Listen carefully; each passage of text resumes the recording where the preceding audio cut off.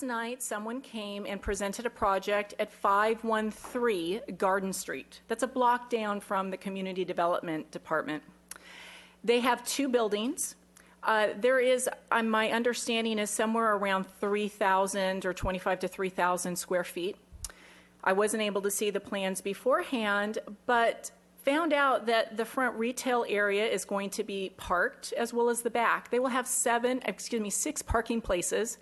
7 are actually required. There's a problem though. This particular business wants to host guests for weddings and have events at the location. To do that, they want to close the gate, which will exclude anyone from parking in any of the parking lots or parking spaces. And that really kind of doesn't sound right. They say they're going to be busing people in. From where? I don't know. How they could actually go ahead and operate in that location without requiring a required number of parking places is ridiculous. This is an example of overdevelopment. This is an example of the Community Development Department ignoring our own ordinances. Our ordinances say that parking during business hours must be kept for parking. Yet they're going to be operating at nights and in the weekends, closing the gate and allowing up to 100 people to party on the dance floor. Well, their parking lot is the dance floor. This needs to stop. This is why we are having parking problems in Santa Barbara. It's because we are not thinking about the consequences of approving projects. We are simply allowing people to push through projects that have no right to actually operate in these areas because of the impact that they will have on the residents who live there and the city as a whole. You are charged with actually ensuring that we live within our resources. Well, businesses should also operate within their own resources. This property has no resources for parking if this goes through. 0. And your staff at ABR says to the ABR that they cannot demand a parking agreement if they go ahead and approve the project. They should have a covenant. They should be able to demand that there is sufficient parking, and yet your ABR staff is saying that they have no ability to do that. Thank you. Thank you, Ms. Scott. With that, we will have our staff presentation for the agendized item today. Thank you. Afternoon, Ordinance Committee. John Doymus, Assistant City Attorney.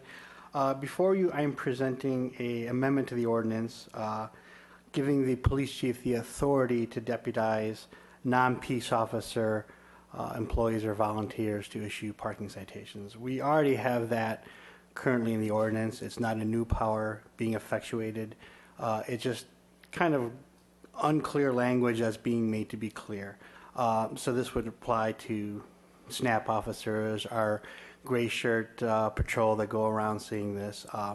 The vehicle code or any other law does not require these employees or volunteers to have any specialized type of training. And it's a distinction from other problems that have been seen in other cities where they've hired private enforcement officers or people being able to enforce on private lots. That's not the case here. That's not allowed. There's Attorney General opinions on that.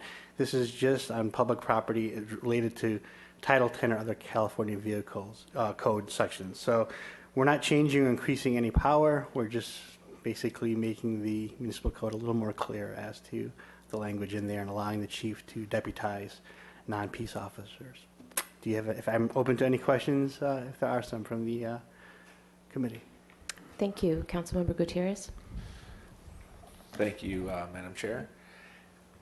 So can you explain how a volunteer will be enforcing laws without actually going through any kind of like formal training for that? I'll be happy to answer that question.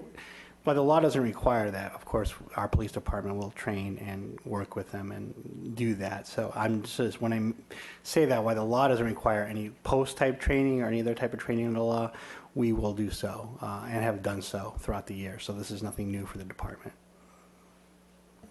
And so, in a way, can these volunteers, they're not getting paid to do this? The majority will be SNAP officers, volunteers. They're not getting paid to do this, but they will be issuing. We have all volunteers write other municipal code section violations too for committing nuisance crimes in the city as well. So, but yes, they would not be getting paid. But it also designates other non-peace. The other important aspect of this code is not just volunteers, also other non-sworn employees of the police department to also do this and issue citations as well for illegal parking.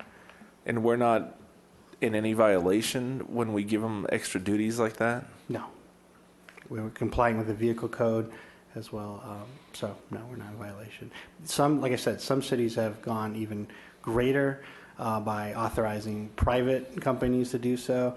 That's where Attorney General opinions have stepped in and not to do so, or authorizing even private citizens on private lots to do so, and there's no authority to do that. So that's the demarcation line for that, and so we're not doing that in this situation. Okay, thank you. Councilmember Rouse? Thank you, Madam Chair. So, Mr. Doimus, with this, you mentioned SNAP and you mentioned the volunteers and the wear the tan shirts, whatnot. Would that also be ambassadors as well? Because they're parking personnel as opposed to, or they run under the parking department versus PD in terms of oversight.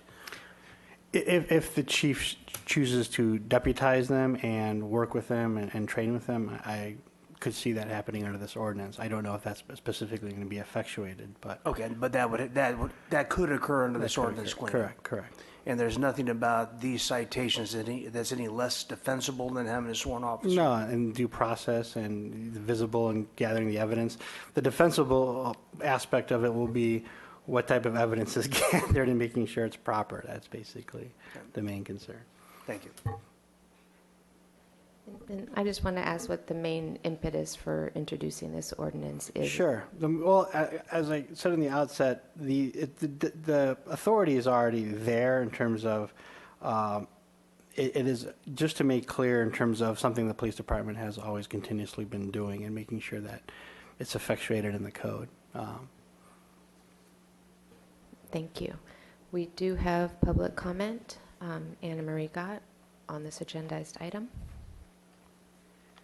Good afternoon. As you read in my email that I submitted earlier today, when I attended a downtown parking meeting either earlier this month or at the end of December, there was a very lengthy discussion about metered parking in the funk zone and how metered parking would be treated differently than regular parking citations. I believe this ordinance may actually be associated with that. From the discussion, those parking tickets for someone who overstayed their time would be charged at just mere dollars, $1, $2, $3 at a time, whatever their hourly rate is going to be. Your residents, though, if they forget their car out on the street during street sweeping day, or if they're parked somewhere else in a 90 or 75-minute time parking space and they overstay their parking, will be charged $48. During the conversation, they discussed actually the fact that the mayor gets more, I guess you would say, hate mail about parking from tourists than anything else. So I have a real question about who this is targeted at, how it will be applied and where. Is this in response to the funk zone and the fact that they're going to be putting metered parking down there to exclude employees from actually parking? They want to move the employees out of the free parking that's already there on the street because tourists say there's not enough parking. However, there are plenty of paid parking lots available. I think that this is unfair if this is what is really happening, because if we don't have parking citations and we have people that are actually wandering around issuing citations, then why in the world are we having a police department that has a parking enforcement team? Why don't we disband them and get volunteers? It's a necessary function. We should not allow volunteers or ambassadors to actually do this. The SNAP officers I can completely understand because they are run out of the police department. I think you need more information about this. What zones and specifically will this actually target? How will it apply in the funk zone to metered parking? Find out more before you decide that you're going to vote on this and pass this, because it will hurt your residents who do not earn a lot of money. Your residents who will be disproportionately penalized for parking on the street and forgetting to move their vehicle and overstaying their metered parking time. That's who you will be hurting. The visitors to the funk zone, it sounds like they will get a sweet deal, while residents, again, are paying for overdevelopment in an area that really should be halted. It really needs to be halted right now, because every new business, every new project that's down there is adding to the issues that cannot be solved through our own ordinances, because like I just said a few minutes ago, we seem to be ignoring them. Our staff seems to be allowing development at any cost. And it's a cost to our residents and a benefit to a property owner and a business owner only. But we have to look at the entire city and everyone that's in it. Thank you. Thank you, Ms. Scott. It is now to the committee. Councilmember Rouse? Yes, Madam Chair, I'd like to move staff recommendation. Councilmember Gutierrez? Can I ask a question? Absolutely. Madam Chair, what areas of the city is this going to be enacted? Like I said, it's already been enacted, so it's just, the amendment is just to change some of the language in there, but it's citywide, so it's not any specific geographic zone. So it'll be in like residential areas as well, not just business corridors? Correct. Okay. I'll second the motion. Okay, thank you. And then I have an additional question. Just some reassurances that ambassadors won't be spending their time diverted toward writing parking tickets as opposed to what their main function is. So how does this fit in with the description already for these volunteers? That's a very good question, Madam Chair. The main impetus of this, too, is to give the authority to do that, right? And so as in the staff report, it's to ensure public health and safety. If there is a situation that comes around that requires some action, that would be at least give the ability to. Yes, the focus shouldn't be going around dedicating staff to go around looking for parking citations. We already have a parking enforcement team. We have SNAP officers doing, and that's the main thing. But if there are situations that arise, it is just like giving municipal code the ability to cite municipal code violations to our staff on these. These are low-level crimes, but they add up in nuisance crimes. And if there are situations of someone parking, in a red zone, that is really obvious. That's at least giving that ability versus calling in an officer to deal with the situation if something critical is happening. So this would be mainly if they come across a situation where there's a red zone or someone parked in a handicap without a placard. That's where we'd like, at least to have the ability to address it, versus imagine someone going by and saying, well, seeing some official city uniform and why aren't you acting on it, right? But this isn't someone going around with chalk and marking tires. No, we already have staff dedicated for that purpose. Okay. I do want to just acknowledge Ms. Scott's comments, and I think that those might be appropriately addressed under a different set of circumstances or ordinance. For this particular ordinance, granting that authority, I think, is perfectly appropriate, and I would hope that the ambassadors and other volunteers, that this would not become a part of their main function, just to voice that. Correct. I think we are... I just wanted to add Councilmember Rouse, please. Comment on to Mr. Doimus's comment is that since I spent a lot of time with the volunteers and the ambassadors downtown, we do in fact have dedicated enforcement staff that have headways, and they get to certain places at certain times in a rotating assignment. The ambassadors or the volunteers show up in happenstance, or like you said, people will question, why are you letting this person hang out in this red zone for all this time? And they're there, they observe it. So allowing them to be a multiplier for our parking enforcement is it's a good and it's a positive thing. But it's not going to be their primary job. I'll promise you that. Okay.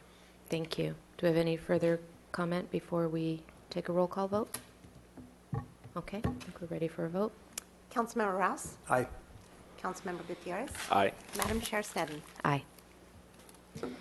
And with that, our meeting is adjourned. Thank you.